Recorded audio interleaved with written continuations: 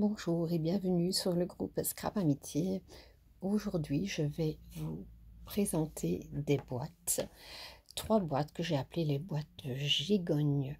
Donc, je vais vous montrer en quoi ça consiste. La première, c'est une toute petite boîte qui va nous servir comme tirelire pour dans le cadre du calendrier de l'Avent enveloppe 2025 sur notre groupe Scrap Amitié. Et ça vous permettra de mettre chaque mois un petit euro pour avoir fin d'année de quoi envoyer à votre binôme.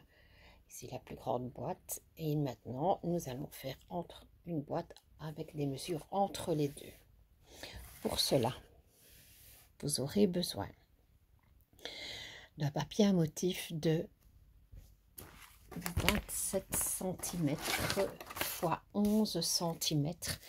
Donc 27 cm x 11 cm et un morceau de papier à motif de 17 cm x 2,5 et non pas 26 cm. Une petite chute de papier uni ou à motif pour y mettre un petit sentiment. C'est un petit peu à vous de voir ce que vous allez mettre comme sentiment pour choisir la grandeur. Vous aurez besoin d'un crayon, une latte,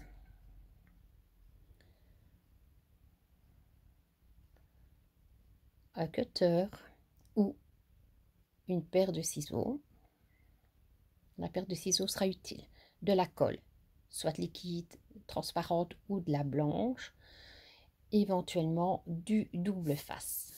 Vous aurez aussi besoin d'une perforatrice d'encre. C'est la perforatrice qui va avec la plaque de rainurage de chez Action. Si vous n'en avez pas, ce n'est pas très grave. Je vous montrerai pour utiliser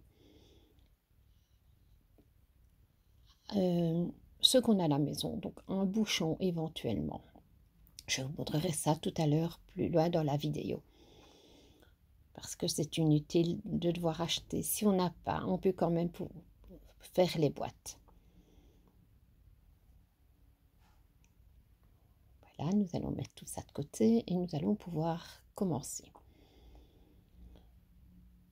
De nouveau, pour celle qui n'a pas nécessairement le matériel, donc qui n'a pas de massicot ou de plaque de rainurage, je vais vous montrer comment nous pouvons faire. Donc nous allons prendre une latte et mesurer un premier pli à 8 cm et pas à 4 cm, à 8 cm. Une petite marque à 13 cm, une marque à 21 cm et une marque à 26 cm. Donc je répète, 8, 13, 21 et 26 cm.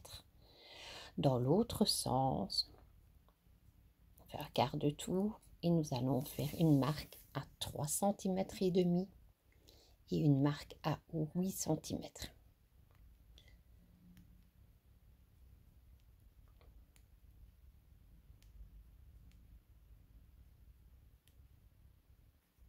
Donc 3 cm et demi et 8 cm.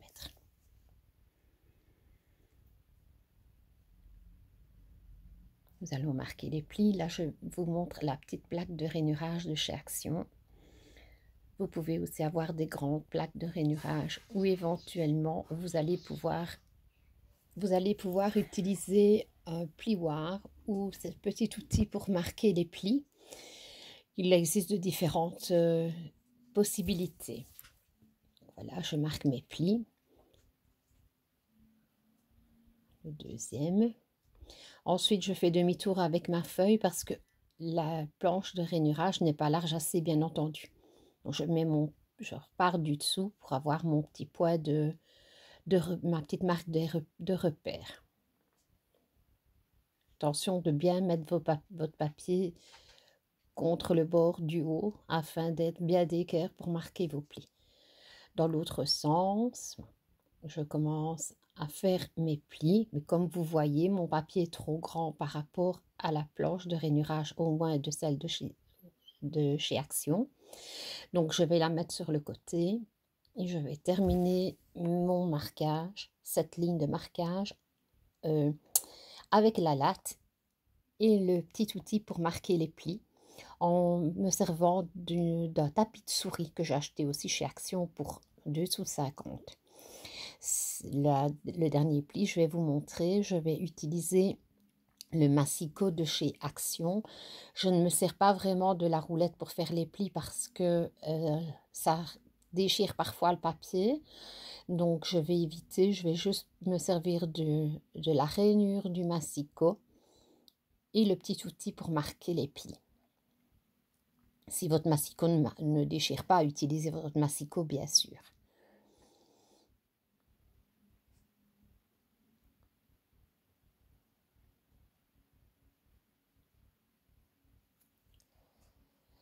On va récapituler maintenant un petit peu. Voilà, donc je vous montre les plis que j'ai notés, les plis à la verticale et à l'horizontale. Je reviendrai plus en détail pour toutes les mesures tout à l'heure. Donc ici, on va regarder comment on va faire les découpes pour former la boîte.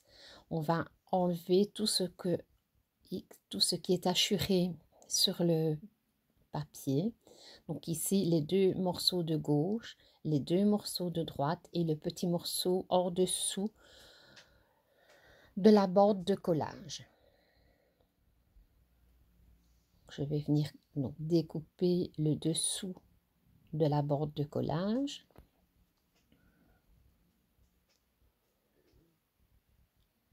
On va légèrement biseauter la bande de collage. Ce sera plus facile pour faire de jolis plis.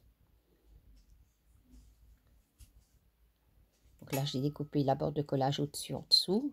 Je découpe le premier morceau.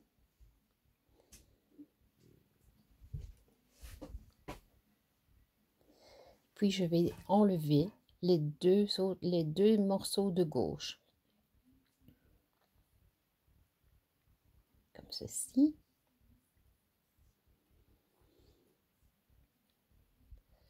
Maintenant, les plis sur les marques en dessous, je vais couper le pli jusqu'à la première ligne horizontale et puis je vais biseauter légèrement à gauche et à droite de cette coupe. Si vous vous sentez à l'aise, vous pouvez toujours découper à gauche et à droite directement sans passer par la case découpe sur la marque de pliage. Quand vous avez coupé sur les 3 traits et biseauté, il faut biseauter bien sûr la partie de gauche que je n'ai pas faite.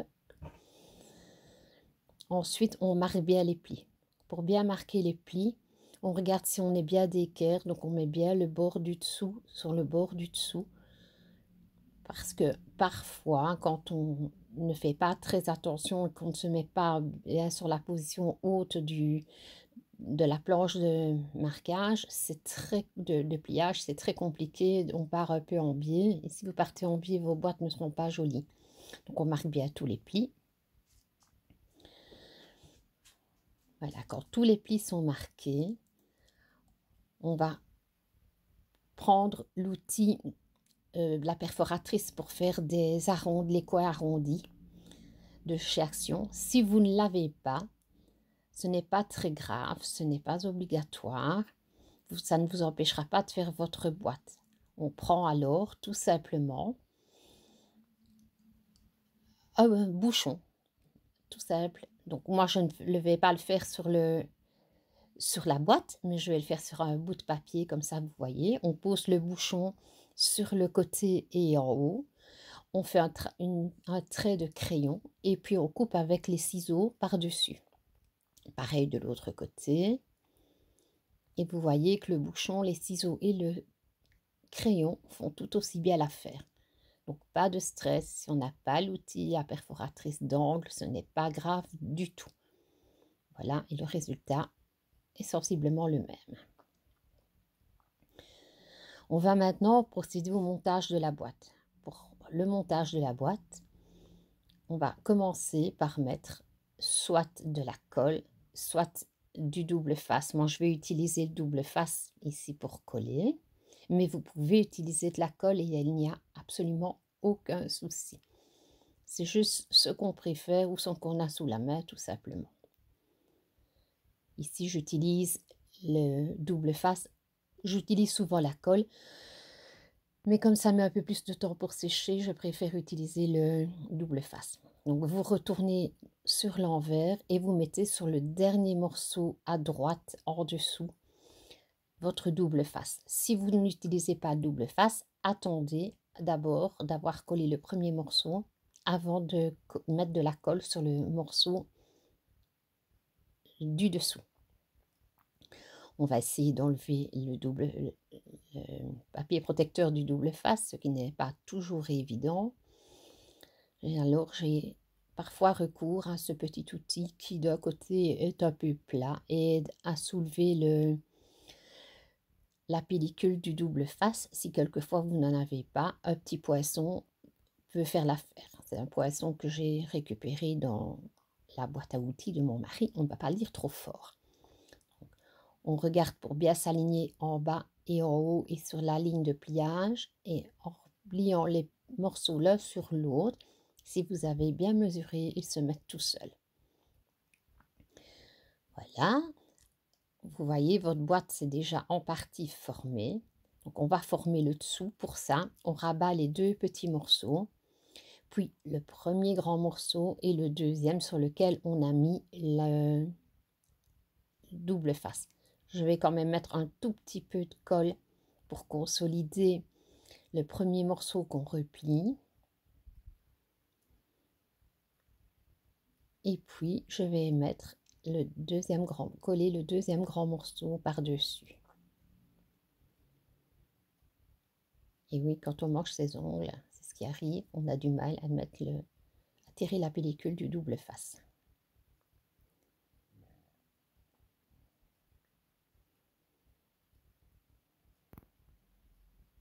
Comme ceci.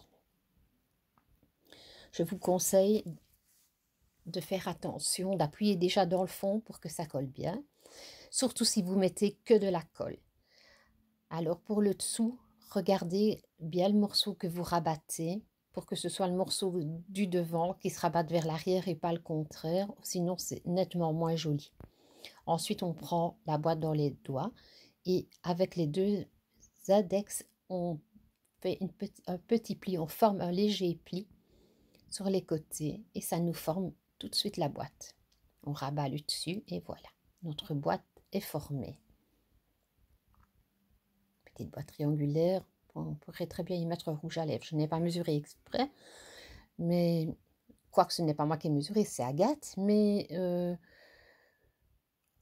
on sait mettre des petites choses dedans. Après, on prend la bande, non pas de 26 cm parce qu'elle est trop grande. On peut la recouper à 17, c'est largement assez. Je ne sais pas pourquoi j'ai mis 26. Je pense que j'ai pris la mesure de la grande boîte. Donc, on le met tout autour de la boîte. Et on vérifie sa longueur. Attention, il est impératif de ne pas serrer trop fort le papier parce qu'il faudra qu'il puisse coulisser, battre la boîte pour pouvoir aller dans la boîte, tout simplement. Donc là, je remesure, c'est 17 cm au lieu de 26. Mais vous allez voir très vite que si vous avez coupé à 26, vous allez être beaucoup trop grand. Voilà, donc je le repositionne. Pour le coller,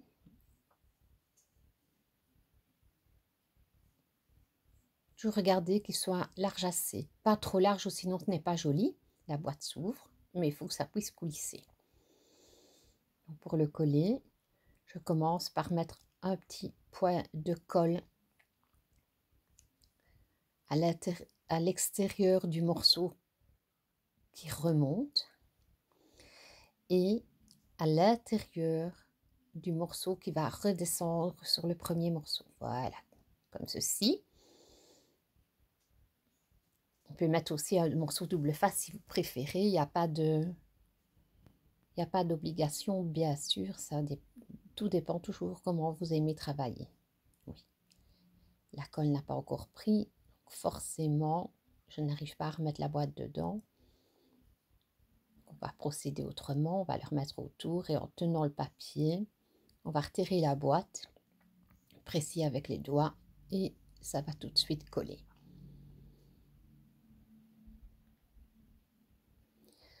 Pour remettre la boîte dans le petit cerclage, moi je vous conseille d'abord de mettre le dessous et puis d'office le dessus se met bien.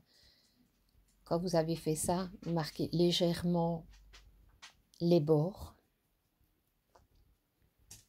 Ensuite, on va couper une petite étiquette pour mettre un petit sentiment. Vous mettez ce que vous voulez, bien sûr. Moi, je vais continuer. Les 2 premières boîtes, j'ai mis Scrap Amitié. Donc, sur la 3e, je vais aussi marquer Scrap Amitié.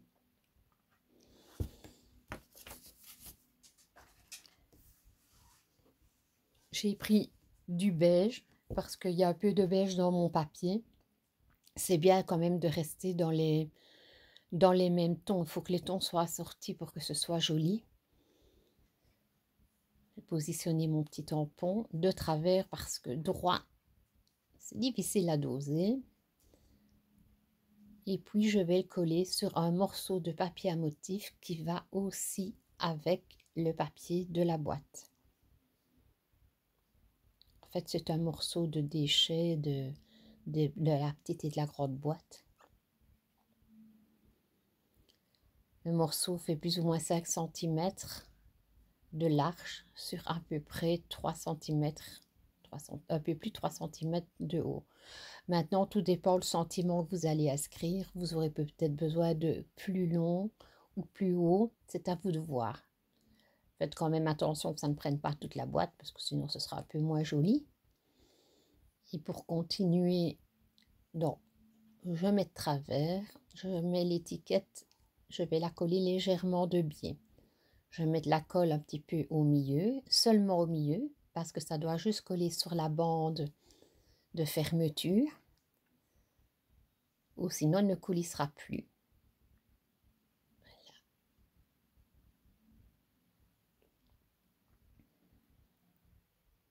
Et voici la boîte terminée.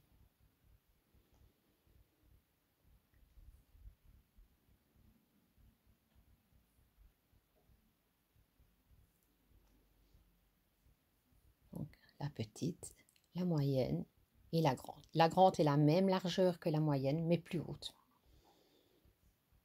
Je vais essayer de vous les montrer toutes les 3 en même temps. C'est peut-être un peu compliqué parce que je filme par au-dessus de ma tête et forcément les boîtes sont posées sur mon bureau. La petite boîte mesure 4 cm de large et 5 cm et demi de haut. La plus grande boîte, 8 cm, la moyenne 8 cm de large sur 5 cm de haut et la grande 8 cm de large sur 9 cm de haut. Voici les 3 boîtes terminées. J'ai fait un tableau récapitulatif avec les mesures des petites boîtes. Pour le papier, il faut un papier de 17 cm sur 11 cm. Pour la moyenne, 27 sur 11 cm. Et pour la grande, 27 cm sur 15,5 cm. Pour la petite boîte, la moyenne et la grande, j'ai pris des couleurs différentes pour vous montrer. Donc pour faire les premières marques, la première marque pour la petite boîte est à 4 cm, 8 cm, 12 cm et 16 cm. Pour la boîte moyenne, on fera un premier pli à 8 cm, à 13 cm, 21 cm et 26 cm. Pour la grande boîte, un premier pli à 8 cm, 13 cm, 21 cm et 26 cm. Dans l'autre sens, je vais retourner de nouveau ma feuille parce que j'ai marqué les centimètres dans ce sens-là. Pour la petite boîte, nous ferons le premier pli à 3 cm et le deuxième à 8 cm. Pour la boîte moyenne, le premier pli à 3,5 et le deuxième à 8. Et pour la grande boîte, le premier à 3,5 et le deuxième à 11,5. Il est bien entendu que je reste à votre disposition pour pouvoir vous rendre toutes ces mesures. Donc je vous remontre une dernière fois comment on a hachuré pour enlever les morceaux. Les 3 boîtes se font avec le même système.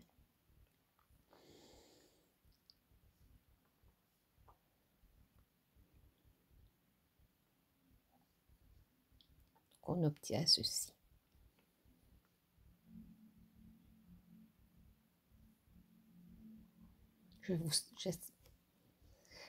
J'espère que cette vidéo vous a plu. Je vous souhaite un agréable fin de visionnage. Je vous remontre une dernière fois les 3 boîtes. Je vais essayer de les pencher pour que vous les voyez un peu mieux, mais ça reste compliqué en filmant du dessus.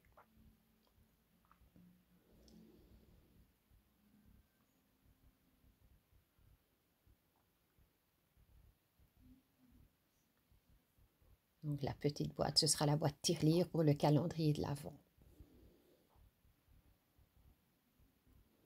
Voilà, je vous dis à très bientôt et merci.